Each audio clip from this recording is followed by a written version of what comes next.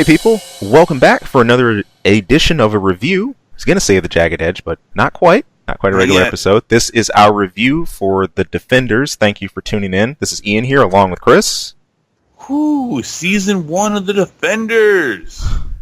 We waited a long time.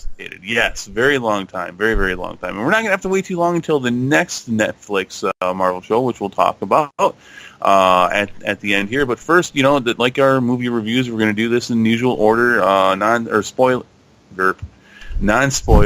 then spoiler. Going down the way. So we had 8 episodes here. This was, 3 years? 3 years in the making, I think? Yeah. Overall impressions. What did you think overall? Overall, the team, quote unquote, didn't come together quite how I imagined. Unlike, and I'm gonna, as a point of comparison, I'll pair this next to Avengers because that's only the other one of the closer examples I can think of. I think instead of having that whole mass assembly of group at once, I actually really liked how we took a moment to kind of back off and have these side vignettes of not only the singular characters themselves, like coming out of their series, seeing where everything is in the timeline, getting aligned and everything set up, but then you had a lot of dual pairings. I loved how you had Iron Fist and Luke Cage placed alongside each other in so many situations. That's a huge nod to the comics. Of course, Daredevil with Jessica Jones, so on and so forth. But through all these pairings, and eventually, you know, with all of them coming together to work for the same cause, they did so in the narrative way that I think Netflix has set up these series, which is really cool.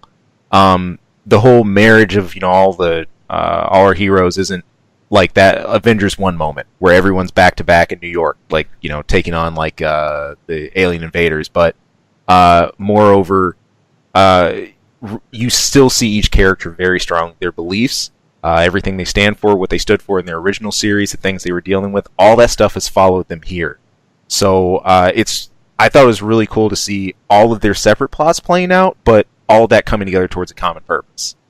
I would agree in large part. I don't think I was upset at all with how they all came together. In fact, one of my biggest concerns was this is going to be a little bit too much like Avengers, where you had their specific movies, in some cases multiple movies, and a lot of their laundry didn't follow them into Avengers, right?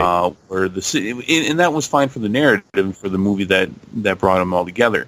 More of the street level anti-hero situation. A lot of their dirty laundry very much followed them everywhere. Yeah. In this, and it wasn't. So I was a little concerned it's just going to be like, oh, so they're just going to pluck the heroes out and they're going to put them in this miniseries. No. All of their life, in large part, followed them with and affected things as well. And it was a big deal, and it was very. So in doing that, you know, the overall concern is this going to feel right? You know, how shoehorned is this going to feel? Right. With the exception of Jessica Jones, who did feel a little shoehorned in. I thought they all naturally progressed, and their lives naturally progressed together. Yeah. And some of that's easier than others. Daredevil and obviously Danny Rand, Iron Fist, their main plots were around, at least for season 2 of Daredevil and for all of Iron Fist, very much centered around the hand. Right. So that was pretty natural. I thought Luke Cage's introduction into what's going on was very natural as well. Mm-hmm. Jessica Jones was natural enough, and I'm not trying to spoil anything yet, but it was as simple as somebody coming to her door saying, yeah, I need you to investigate this, and then she's off and running. I thought, okay, that's fine. That's fair enough. It's a little too convenient. Right. But, right. Especially like, well, this person who just so happens to be involved in this greater story just so happens to go to Jessica Jones about it. And it felt a little bit too convenient, but overall it was all very natural. Yeah. So I thought that was great. Now, I think you were feeling like you maybe wanted more of some kind of superhero team up. No, I'll clarify that a bit.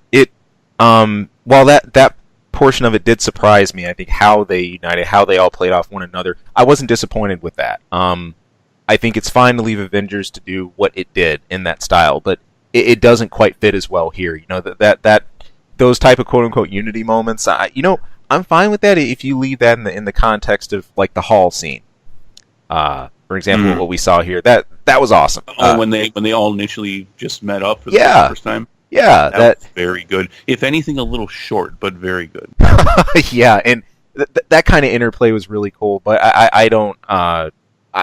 As far as the story and narrative, I don't think it really needed to be an Avengers copy in its own sense. They've got so much individuality behind them anyway. So. Well, yeah, but I agree. I agree, and I think they did a good job with that. But that was one of my bigger concerns was, so because in the way the original Avengers movie did, it was very natural in that as well. You have Nick Fury, who had been sewing these guys all together if needed anyways. Right. And so when it was time for that all to work out, it worked out well. This, however, worked in a completely different fashion, with the exception of the night nurse, Claire, helping them all out at one point. But yeah, overall, I thought that worked really well. I thought that Defenders stayed very true to these characters in bringing them all together. The story, I thought, did it all justice. And even though, like I said, Jessica Jones did seem a little more shoehorned in than the rest of them, and at the same time, she was very much the outsider in a couple instances. Where at one point, even leaving the group. And then coming back in a very Jessica Jones style, and that's all I'm going to say about that right now, which was kind of cool. But yeah, I mean, and so obviously, like I said, with Daredevil, with Iron Fist, this is all over their main story plots. It is. Yeah, you've got Elektra returns, Stick returns, and those are huge characters for all of this. You see, you have Alexandria, brand new character from Sigourney Weaver. Who was great, by the way. Also very shocking for that as well. We'll talk about that in spoilers. Let's see. I'm actually going down the list here of the actors and actresses. Let's see. You got Colleen back. That was great. I forget her actual character, comic book character's name. It wasn't just Colleen. She was the one from Iron Fist. The chick, yeah. Martial artist. Yeah. Yes. Very happy to see her again. They all worked together really well. The interaction was done really well as far as that went. I'm noticing here, looking at the cast for this, and we had something wrong here from a few weeks ago. It's not our fault. We were just reading the notes off of this. It says that John Bernthal was in this show. He was not. I was expecting to see the Punisher. In fact, something that we had heard from Comic-Con said that the Punisher was going to be in this, at least for a moment. Right. He was not. Not at all. No. In that scene that we heard about from Comic-Con where Iron Fist and Jessica Jones are defending him, that actually was at the very beginning of the show. That was not Jessica Jones. That was Colleen. That was not the Punisher. That was just a guy who gets killed by the villain A. To which there was many people who got killed in this show. Oh, yeah. But no Punisher. There was something for the Punisher at the very end, though. I'm not going to. We'll talk about that on our show, The Jagged Edge. We're not going to talk about that here. Cool. So let's get into that action. So what'd you think? Yeah. Is it for a specific scene or just in general? The way. What was your favorite? Oh, golly. Remember, don't spoil anything. Yeah. I'm just gonna say when I think it was a smaller event, but when Luke Cage and Iron Fist first met, that was pretty cool. We'd seen some of that in the trailers a little bit. Yeah, we had, but actually to see that play out, this points towards the broader theme. I think that they chose to kind of weave some of these heroes together. Unlike in a situation where Avengers, where you had Nick Fury specifically handpicking them, directing them based off of, especially picking them for their strengths already, and really trying to coordinate a team based off that. These were four poles that really had no idea about the others. So really, the discovery of abilities we all knew from their native series were a complete surprise and shock to them. I mean, that is with Iron Fist, never running into somebody like Luke Cage and even asking what he's made of, and in the same hand I think Luke Cage being shocked at someone with possessing the amount of strength that Iron Fist has and what he can actually summon. So that I like that one scene because it was a great foreshadowing of how the rest of the characters were going to play off of each other and sort of discover the other's power sets. Cool. Yeah, no, that was fun. I think I'll go with that. And we brought it up here when they finally all meet up and they work as a team to get away. And again, this is stuff that's in the trailer, so I'm not really ruining anything there. But that's all I'll say about it. That was really great. That was fun to see that. I think I would say the last 20 minutes of the show in general, there was a lot of good stuff there. I really had a lot of fun with that. You had something happen to Misty Knight that I wasn't sure if it was ever going to happen to her. But you had a lot of different fight scenes going on, or a lot of different areas of fights and stuff. I think in large part it all worked out really well. I noticed a couple things that weren't so great, but you have a lot going on, so you have a lot to choreograph, and they don't have a $10 billion budget, so right. There's a couple miscues with some of the fighting that's going on in some of the scenes, but overall I thought this was a step up from everything, especially for what was panned a lot for Iron Fist, and not specifically Finn Jones, but he definitely got a lot of crap, which I thought was not deserved, but the action overall in Iron Fist was not the best. This was definitely a step up. This was more on the Daredevil level of kind of action that we get. Definitely. It was brutal. It was a lot of fun. Yeah. So I definitely think that will deliver for people. Let's talk a little bit about Iron Fist here, because you go into this, and that was the show before this one, and a lot of people were disappointed. We talked about that when we did our review for Iron Fist. What did you think? As far as just how he fits into the universe here, I guess it's just a very broad question. I mean, a lot of people did not like Iron Fist. A lot of people don't like Finn Jones playing Danny Rand. They don't like how he's doing it. They don't think that he's skilled enough in martial arts to be pulling it off. What do you think? Yeah, Iron Fist gets sort of dogged unnecessarily by a lot of this. I think a lot of the initial complaints I really just brushed by watching this series, and made it through the season of that. Again, and Iron Fist was definitely one that started slower, but you had to kind of stick with it, and if you did, it rewarded you. The action fit well because I think you had to have the full construct and framing for the Hand, the forces that he fought against, and sort of why he's torn. Placed between what should be his quote-unquote duty to do and who he needs to eliminate, and what he actually feels is morally and conscionably right. He ends up striking a pretty neat balance with this. I think that can be found right here, actually, in Defenders. He, runs into Alexandra. I mean, there's this whole history instantly. She's very familiar with the Iron Fist. Has encountered him, a lot in the past, and there's. I think it's really good to that was sort of already baked in, and that link was already built. So in that sense, it really made his progression and flow natural here. He didn't feel like he didn't fit, like he was a sore thumb, or that he just wasn't part of the crew. In fact, that really interested me because now we're going back to ancient orders, and if anything, that made Alexandra that much more of a villain to me. The fact that she has that much of background, that much of a pre-culture built up for all of this. So, if anything, I think it supports him well. I think it legitimizes that original first series. Now it's not just in his court. Everybody's forced to take that stuff seriously because it's part of what they're all dealing with. It's good. So he fits. I think he works. Yeah, no, here's what bugs me about this. I think he's fine. I think he's good. I think he does the role well. This is kind of the Luke Skywalker syndrome that a lot of people get from the first Star Wars, Episode 4. That people are like, oh, he's so whiny. He's so annoying.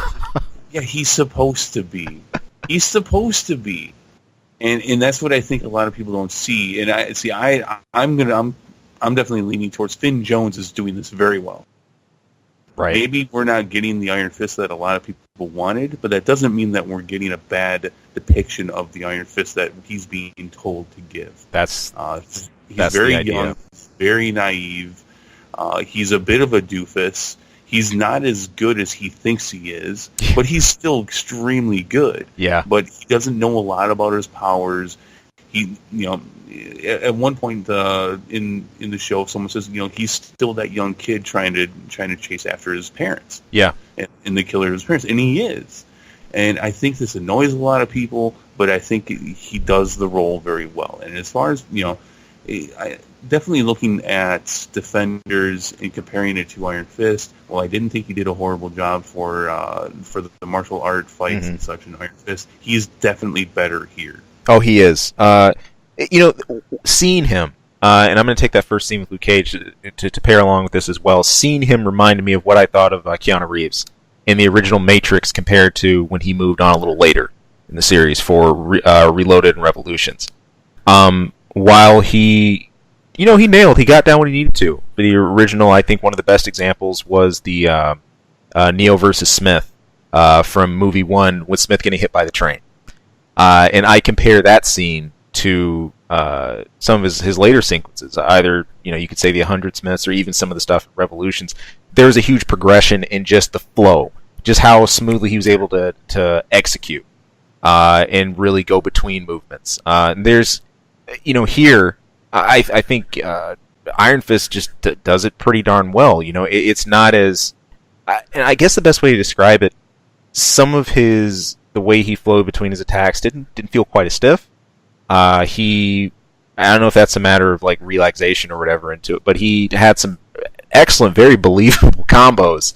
The way he uses momentum to execute, sweeps into like a high spin and elbows into chain punches. It felt like how Iron Fist would fight. Like that's, it even takes me a little bit back to MVC3. I mean, he always struck with the vertical chain fist and stuff like that. So it's sick. They caught that, and the fact that they could do that in this environment, like in live action, I thought was pretty slick. MVC though 3, not part of the MCU.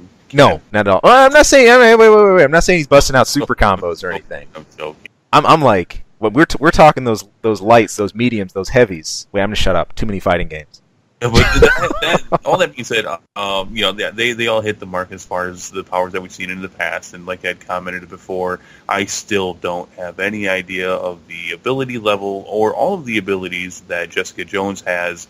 The biggest question was, which is kind of funny because this is also a similar question for Wonder Woman, can she fly? Because there are instances in the comics where she could, and then there's times when she couldn't. Yep. And there's been a couple hints, if I remember, in the season 1 of Jessica Jones where they're like, did she just fly?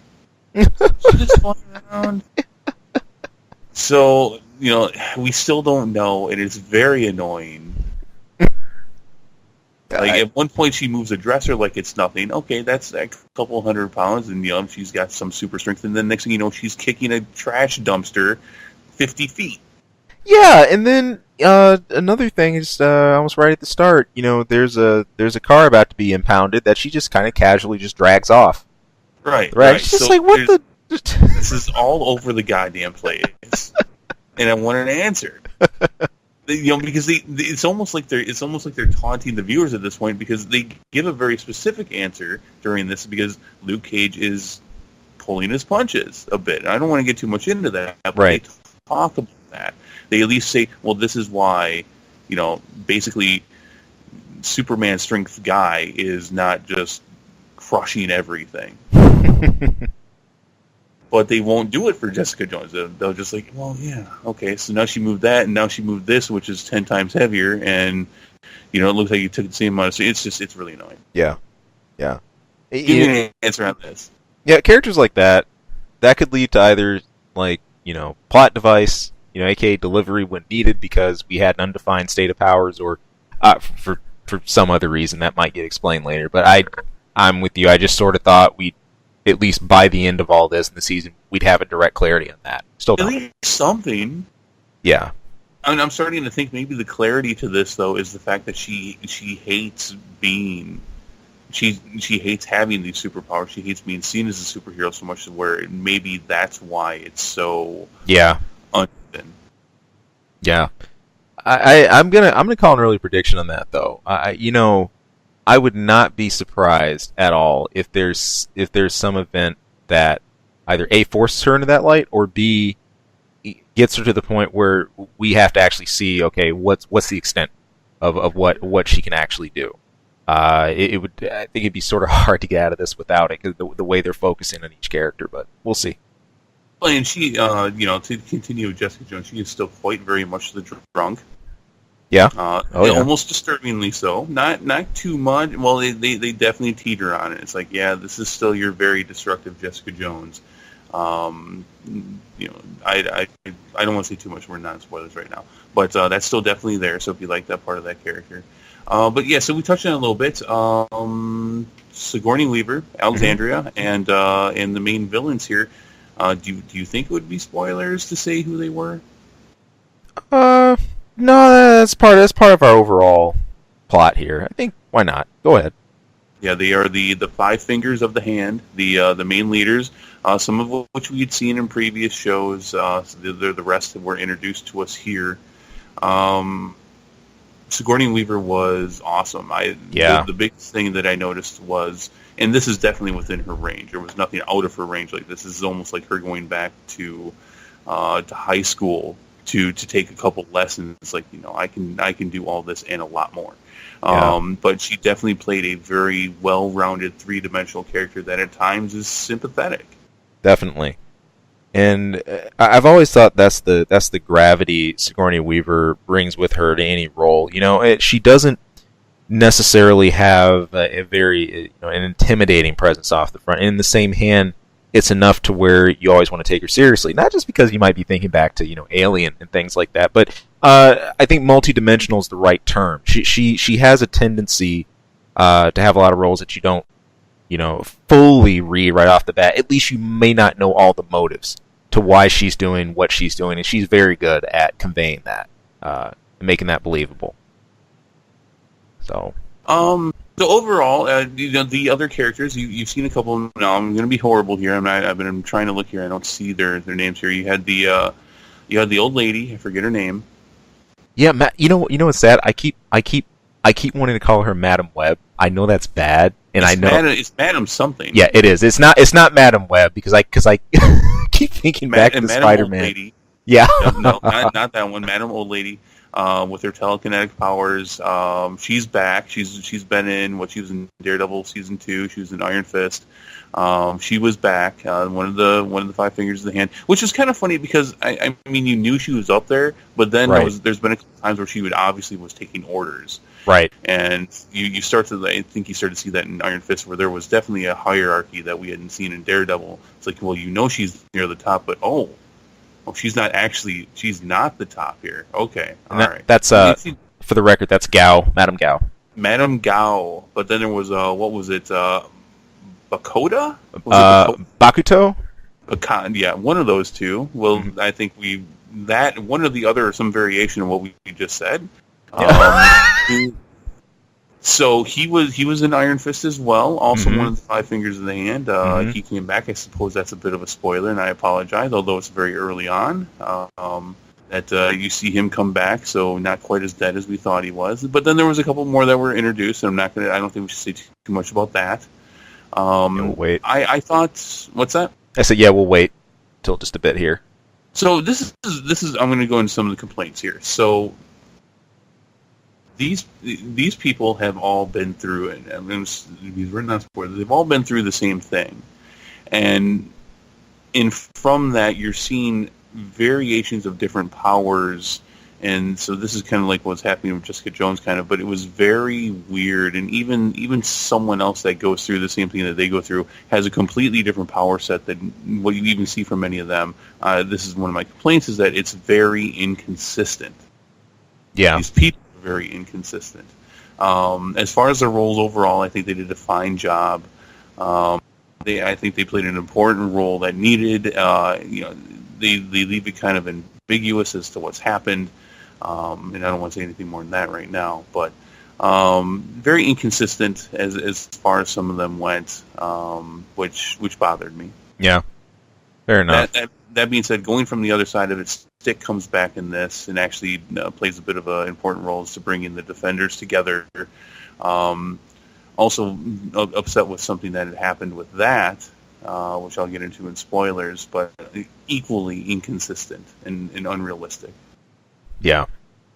No, and part of that, at least for the inconsistency, sort of makes me wonder: is that a result of the worlds you're trying to marry here?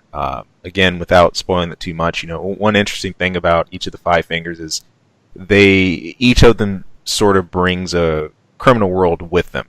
They're all working for the same thing, but their backgrounds though are very, very, very diverse. I think you see that play happen, especially with the last couple that we'll talk about soon. And I think as you try to crush those together, as you try to bring those separate causes, it creates a little bit of a mess. But what are you going to do?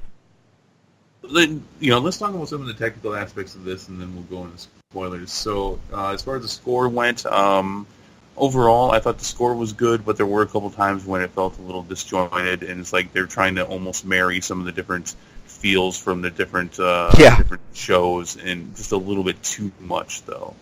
There definitely was some times when some of the music was out of place, and but there were some times during some of the fight scenes, especially at the end, where it was a bit too dark.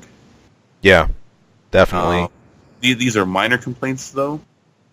And overall, I think the effects, visually, audio, all of them got across what they wanted to with the show. It was very good quality for a TV show. Especially with some of the more Luke Cage-esque moments. I know, like some of the earlier scenes with the boardroom and everything when he breaks in. That was right out of the Luke Cage season. At least how that felt.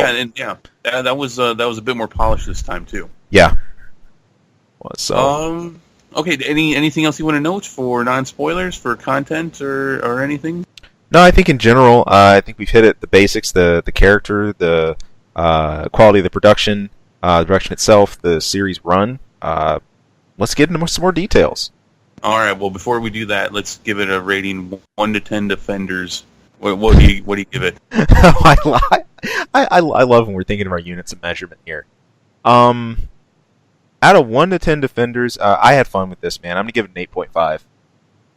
Half a Defender? Sure. I mean, he's stuck in a sewer hole. Okay.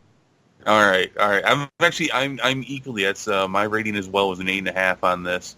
I thought overall it was very enjoyable. One of the things that does not happen with a lot of the full seasons that we get is that there's a couple episodes that drag. This I didn't feel that. There was only like a one moment where it's like, oh, okay, here we are in a part of a transition episode. Right. No, I thought it flowed well. It was great to see the characters. They did a really awesome job handling them, plus all of their side characters. Good stuff all around. 8.5, I think, is solid. I definitely, if this was the coming together point for all of them, they did it very well. Marvel strikes again. Yes, they do. Love it. Okay, spoilers. You've been warned. Turn away. All right, that's right. Turn around. Get out of here if you don't want to hear this. Okay, so can I start? Yeah, hit it. Danny Rand is the stupidest motherfucker. He really is. And like I was saying when watching Iron Fist, it's like, God, jeez, it's kind of tough to get behind this guy. And that's partly why. But now with everyone else, it's like, the phone thing was dumb. His naive behavior towards situations is dumb. Yeah. And this goes into an overall complaint I have with part of the show. But when he's fighting Elektra, and you just think, like, motherfucker's gonna hit the wall. He's gonna hit that wall, and it's like, Jesus. But it's bothersome to me because it's also kind of cliche. It's very cliche. And the moment they bring up that the Iron Fist is the key, it's like, motherfucker's gonna punch a wall. I've been watching for 4 episodes, been waiting for him to punch this wall. Here he goes, he's gonna punch the wall. that was a little disappointing because there were some very what am I looking for here? There were some moments that were very like you could see it coming a mile away. Yeah, well, choreographed. Very choreographed. It's like, all right, watch out for this at the end of the series. But yeah, that was the worst of it. What bugged you the most? As far as something bothersome that we just sort of saw coming, honestly, it's actually something we talked about already. And this is funny. Like, I kind of feel I don't have much of a right to say this, considering that I definitely didn't have the same exposure to Jessica Jones. But the whole thing about the power set again. It's just at this point when you have a team like this, like I really like to have at least a strong idea of. All right, you don't have to show me 110% or what you could do like under stress. I get it. There's the huge pushes of power sometimes, but having the basic idea of everyone on the table, and there's just that one awkward girl in the corner who's just like holding her hand. I was just like, come on, like just drop your aces on the table. Well, in Danny Rand, Iron Fist even says like whatever you do. Even says that when they're in the restaurant and it's. Yeah, what the hell do you do? Yeah, but they don't ignore this. They really that's the thing that I appreciate out of this whole thing is that they play off the fact and they use the fact, and I believe it was intentional all along that this Iron Fist is very flawed. He is very flawed. I want to see that fight with that dragon because I think he was one lucky motherfucker. Yeah. Because he's extremely fun. But same with Jessica Jones. Like, she makes the comment at one point, am I the only one that doesn't know martial arts? It's like, I almost are. You and Luke Cage, but Luke Cage can get away with it. So, but can Jessica Jones get away with it? I can't tell. Right. And that's the thing. I'm going in between. I'm like, okay, what is she strength-wise? Is this someone I'm going to have to compare to Luke Cage? So I'll have to put kind of closer to, Colleen, Iron Fist, but just that has, I don't know. Well, she's supposed to be very, very powerful. That she can fly, or at least at one point she could fly. She has super strength, super endurance. It's very Superman-esque, but not quite that powerful. That being said, were you disturbed by the fact that she stole from a hobo? I was a little bothered by that. It was a little much. As bad as it sounds, like for her character, I'm like, I'm not terribly surprised she went that low. But as far as like for a moment that just kind of bothered you, yeah, that's like, come on, of everyone you could stiff, like. Leave the homeless man's beer alone. That was bad. But it's more than you. Exactly. But it shows again just how problematic this is for her. I mean, you go into instances like that, and we even opened the series with her just at a bar until I don't know, was that 7 a.m. or whatever else, and then she just walks stumbling back home, just cursing at everything, and she's it creates a portrait of a really tortured person. Yeah, which again she plays well, but overall, her and Jessica Jones and Iron Fist both. I'm hoping to enjoy the path they go down because they are definitely putting down some serious groundwork for some great stories for them and their growth. Oh yeah, but don't make us wait too long to do it. Yeah. Okay, so Stick. Yes, Stick. Scott, was it Scott Green? No, Scott Glenn, sorry. And we've established I can't read. Scott Glenn playing Stick. Again, he does an awesome job with Stick. All right. I know he's a tough old SOB. And tough enough to cut off his own damn hand. Yeah. But the fact that he walks around like he's okay after pissed me off until the moment he died.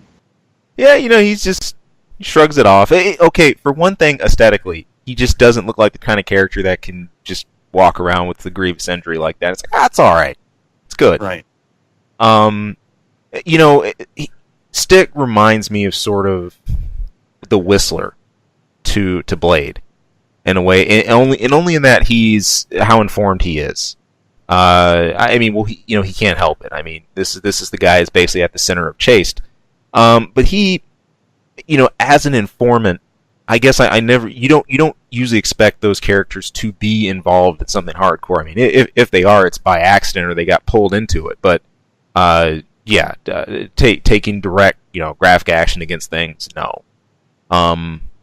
These are the types of characters that really help anchor a plot because our main protagonists usually feed off of their crazy amounts of knowledge, which does happen here. I mean, but it's kind of interesting. This guy still sort of straddles the gray area. He's not someone I think you paint as this is the good of the goodiest good, or this is necessarily someone evil. He's a motherfucker. Yeah, he is, and in fact, there was some kind of. I don't mind that he died. I've been waiting for it since I'd met him in season 2 of Daredevil. I didn't like him then. Right. And I was, in fact, no, I'm sorry, I have to take that back. I think we met him in season 1 of Daredevil, didn't we? I think we did. Pretty sure we did. Yeah. Well, no, it was season 2 where I'm really starting to dislike the guy. But which is kind of funny because there's shades of him in Daredevil's personality. Yeah. And it was kind of funny because what he bitches about Stick about, you notice in the series that he's doing a few times as well. He is. Which is just damn good writing. In fact, just the fact that I hate Stick the way that I do is them doing their job. It's almost that whole thing of, I really don't like that guy. I mean, to the point where I really just don't want to even see him. I don't even want him in the show. They walk that line with him. But the whole, hey, my hand's gone, that's all right, I'm going to walk it off. That was garbage.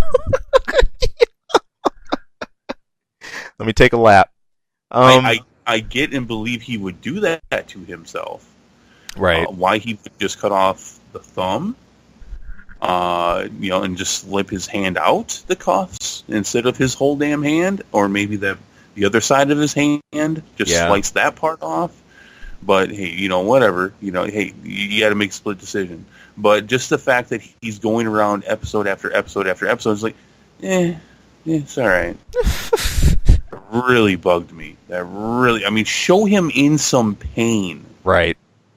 In some, not then I'm okay with it.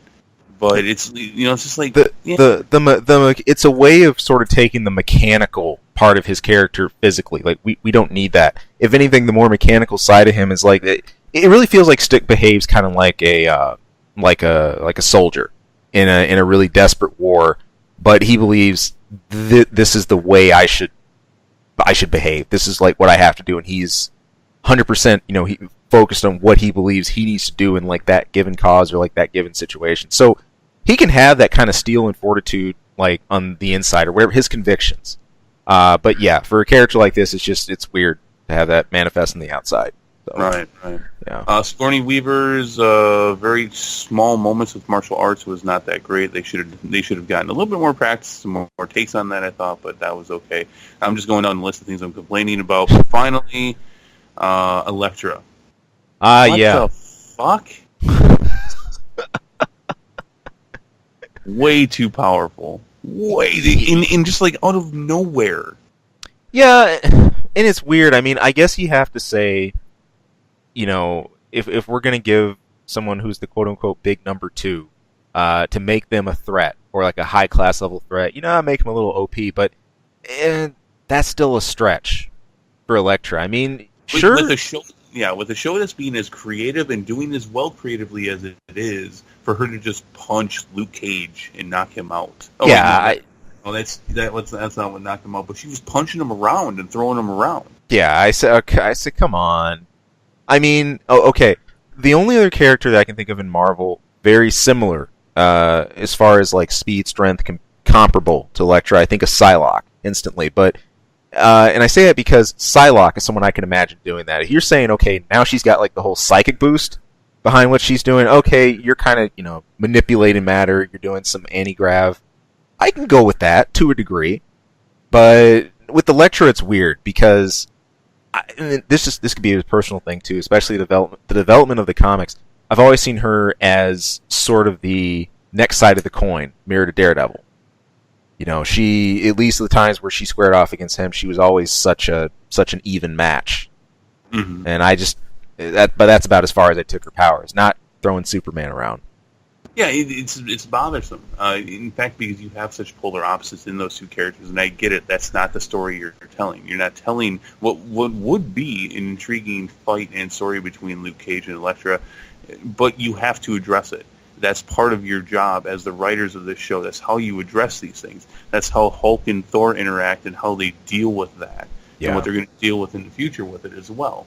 You have to address it. Very bad. That's probably one of the main reasons why this thing was not in the 9s or higher for me was, look, yes, this is the 10,000-pound gorilla in the room, but you need to address it. You don't just throw Luke Cage around. No. You don't do that. No. You just do it. And you know, as I was saying in the non-spoiler section, like the powers for these people, even though they've all gone through the same resurrection process, I have not seen anything or heard anything saying that they get different powers from it or where their powers are coming from. I haven't either. Some of them seem like normal Joes. Some of them have telekinesis. Some of them come out as supervillains. Yeah. And it's like, when you know, in the one who came out the most powerful, seemingly Elektra, had only been through it once, where these people had been through this time and time and time again. Yep. So very, very inconsistent. Whereas in Iron Fist, where I forget his name at this point, the father for the kids, you know who I'm talking about? The one who had been resurrected, he only came out angry. Yeah. This was he didn't come with any powers. He just came pissed. None of which of them seemed to have anger issues that they were dealing with. The Meacham father, right? Thank you, Meacham. Yes. There we go. Okay, I'm with you. He comes out aggressive. Yeah.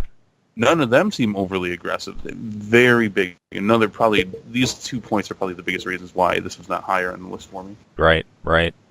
And at the very least, I think the other couple members of the hand that we had, part of this, we're talking about inconsistencies. I'm kind of thinking of the worlds they try to bring in. That's Soande or Soand. I could be missing that a bit.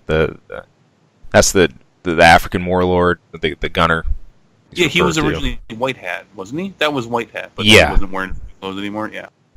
Yeah, you know, you had his whole pole of what, you know, or at least the side of crime he was executing. And then I look at what was it, Murakami, who really was in the guy is apparently in last season of Daredevil, that we thought this guy was toasted. But they've all shown that they can just come back. Yeah, it doesn't seem to matter much, but it's kind of weird. We talk about the whole the hierarchy between all of them, and whereas, for example, like Madame Gao treats Alexandra with a pretty good amount of respect. I'd say with more respect even, Murakami. But then Murakami's just kind of indifferent.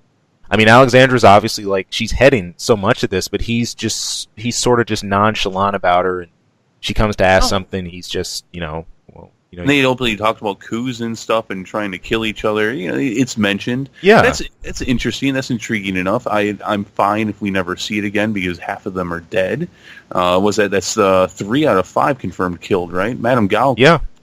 Madame Gao was okay, and then you saw the one guy fall down the tunnel, but did she actually kill him? No, she looks down at him and he asks what's going on, and she says it's the end, right? Right. But does she kill? No, she doesn't kill him. So you have at least one, maybe 2 of them still alive. Yeah. What did you think about Misty Knight losing her arm? Oh, that kind of took me aback. Really? See, now I didn't think they were going to do it. No, that happens in the comics, and then Iron Man makes her a metal arm. Oh, hardcore. Which I don't know if they're going to have Stark do that. So they were, at the end of the show, they were kind of lining up how Rand Enterprise is going to help her out with that. But yeah, I was like, oh, they did it. Yeah. She you know, this is someone who I thought was definitely going to be maybe only mentioned in like an episode or so, really, really minor. But that definitely ended up playing in the orbit of a number of episodes here. Yeah, she was definitely used to help keep this down to earth a bit. Like, hey, this, you're playing ground level superhero stuff here. You gotta play with the cops too. Yeah, and in that sense, she sort of reminds me of the, for lack of better terms, Commissioner Gordon plot device. So, but you need that. Yeah, I'm looking forward to seeing what they do there. Maybe they will. Maybe they'll. Defenders had the least amount of nods out of any of their series to date when it comes to the greater MCU. They did have a few, but definitely the least. Right. Out of any of them. So that's kind of interesting, and that's fine. They can stand on their own. That I'm good with that. They're not. It doesn't. As disappointing as it is, I definitely think there should be a little bit of give and take here, a little bit of back and forth with some of these side characters, or maybe main characters going into the movies and back and forth and such. I would love to see Spider-Man and Daredevil take on the Kingpin in a Spider-Man movie. Heck yeah! We'll probably never get it, or even more so, maybe see Spider-Man come into the Daredevil show for a couple episodes. Unfortunately, probably will not come, but no. Yeah, I would love to see it, but maybe we're gonna get something. Maybe maybe an all CG Iron Man, which completely exists, has a cameo in the TV show with Misty Knight or something. There's things they can do. They need to do this, but that being said, they don't need to help be propped up by mentioning the movies anymore. But there's a distinction, as you're mentioning. It's one thing if you use another side of the Marvel Universe as a crutch to support your series because you have a lack of content or nothing else to stand on. They have plenty of that. It's more of how do you take what you've already built and continue to support these characters to bring them and elevate them to the next status they need to, or the next portion of their story. That's what's going to be important for the whole narrative. There's some cool stuff they could be doing in the near future. Yeah, and I hope they get their. I hope the powers that be in Marvel Studios that are bickering with each other and hate each other's guts can put it aside and be like, look, there's some really cool stuff we could be doing here. In fact, out of that whole mix, let's just think of the impossible and throw the Punisher in that mix with Spider-Man and Daredevil. Man, if you do that, that's going back to some of the good days of the '90s comics. I know. He's so great. In fact, just take it out of the TV show and just make a trilogy out of all that shit. It'll never come to be, though. No. Maybe no. We are allowed to think and dream big with the MCU, but not quite that big. We can. We can have our fantasy sports. But oh well. That being said, the one thing that we didn't get, which we did say was a rumor, was rumors that possibly Blade being interjected at some point, or maybe leading off. We didn't quite get that. We didn't. I didn't get that feeling at all. None. There were no types of hints. I mean, even from either a character perspective or from like a potential like Blade-like villain or whatever else or something. No, there's at least for the foreseeable future. I don't see that on the wall. Yeah, I hope he's next. They're going to do the Punisher in November. I hope he's next, but it looks like maybe they're going to focus on these 5 for a while. Yeah. What did you think? And before we wrap things up, here, what did you think of Alexandria's death? That I did not see coming, and it was pretty cool. Oh man, yeah. I forgot to talk about that. Yeah, it was sort of. Well, we talk about shock moments. We're talking about the arm that was just lost in my Misty, which was the first one for me. But it's wild how you can paint a character that we already know has died several times or more as still like another shocking death. I mean, literally, I can't think of a better example of a backstab. That's the best way I can kind of define it. But it's just sort of like, okay, like did that do it? I mean, is she, dead now? Or it's kind of tough to tell with these characters. I don't know. I don't know, especially who it was done by and how sudden that was too. Like, dang. No, but yeah, they made it pretty definitive. Yeah, she just stabbed the fuck out of her. Yeah, she's done. She's out of here. But in that whole turn with Elektra was pretty cool too. I enjoyed it. What do you think about the substance coming from Dragon Bones? Good question. I'm indifferent to it. I have not. We're going to probably see more of this in Iron Fist coming up, but I was very. I'm not sold on this. I'm not hating it, but I'm not liking it. I don't know what to think of that. And why couldn't they cut around that wall? Why? Right. That's the other thing. Like, because, okay, I get it. You get the whole thing with the Iron Fist. Open the door. It was like, okay, so why couldn't you go around that? Oh man, I mean, I guess the idea, all we really have to go off of is the idea behind like the Dragon Bone. Like, if I recall, it was sort of based off the ability, like more like creating, like or like more like sustaining life instead of like making it. I don't know what all they're hinting at what that'll do, as far as knows. I don't know, man. Like, I think we'll, like I said, I think we'll see more of it in the future with Iron Fist. No Punisher. I was a little disappointed by that, but that was okay though. They did good. They didn't need him. This didn't need him, and in fact, at one point, it probably would have been a bit forced to bring him in. Yeah. I'm very much looking forward to what we're going to get for the Punisher in just 3 months. 3 months away, we're going to get season 1 of the Punisher. Did you see the teaser? I did not. I'll have to actually look at that.